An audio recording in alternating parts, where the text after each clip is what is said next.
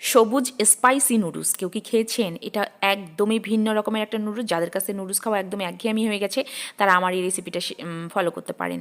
তো আজকে আমি আপনাদের সঙ্গে সবুজ সবুজ একটা স্পাইসি নুডলস হচ্ছে রেসিপি শেয়ার করব। আমার বাচ্চারা একঘেয়েমি হয়ে গেছে, আমাকে বলছে মা একটু অন্যভাবে করে আজকে খাওয়াও। তো যেমনি বলা তেমনি আমি কাজে লেগে পড়লাম। তো আসসালামু আলাইকুম, by the way this is me Angela's mom. Welcome back to my another video.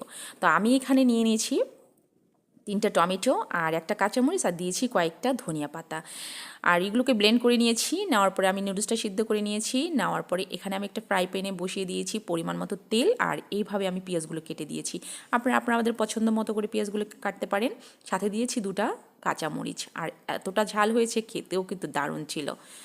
তো ভাজা ভাজা করে নিব। তারপরে আমি সেই যে সসটা করে রেখেছিলাম সেটা এটার সঙ্গে অ্যাড করে দিলাম। এটা ততক্ষণ ভাজবো যতক্ষণ তেলটা এটার উপরে না চলে আসবে। এটাকে ভালো করে ভাজা ভাজা করে নিতে হবে, তা না হলে ধনিয়া পাতার একটা গন্ধ থেকে যায়, যেটা খেতে ভালো লাগবে না, এবং টমেটোরও একটা স্মেল থাকে যেটা ভালো লাগবে না। এটাকে খুব সুন্দর করে কষিয়ে নিতে হবে। তো দেখতেই পাচ্ছেন আমি কিভাবে কষাচ্ছি। সাথে দিয়ে দিচ্ছি পরিমাণ মতো লবণ।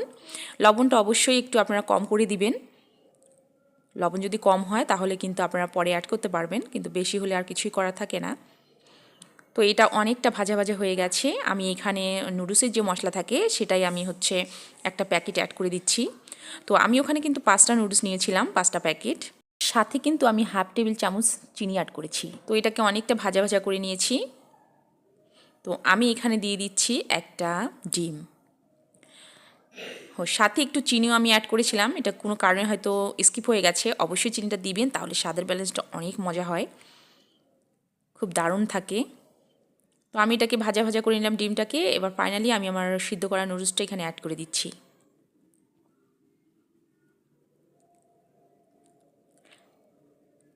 তো এটাকে খুব সুন্দর করে আমি এখন নাড়াচাড়া করে দেবো, উল্টিয়ে পাল্টিয়ে দিব, সব মশলা যেন একসঙ্গে মিক্সড হয়ে যায়।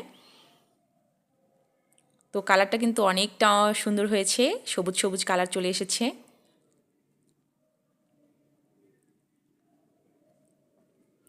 খেতেও কিন্তু অসাধারণ হয়েছিল। বাড়ির সবাই এক কথায় বলেছে অসাধারণ। অবশ্যই আপনারা একবার হলেও ট্রাই করবেন। তো এখন আমি বাকি যে মশলাটা ছিল সেটা অ্যাড করে দিচ্ছি।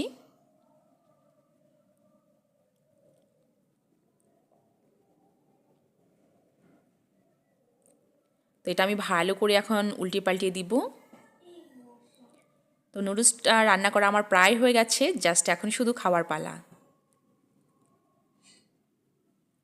তো নুডলসটাকে আবার আমি একটু ভালো করে নাড়াচাড়া করে দিচ্ছি যেন লেগে না যায়, খুব ঝরঝরে হয়। তো যাই হোক, ফাইনালি আমার নুডলস হয়ে গেছে। এখন জাস্ট এটাকে খাওয়ার পালা।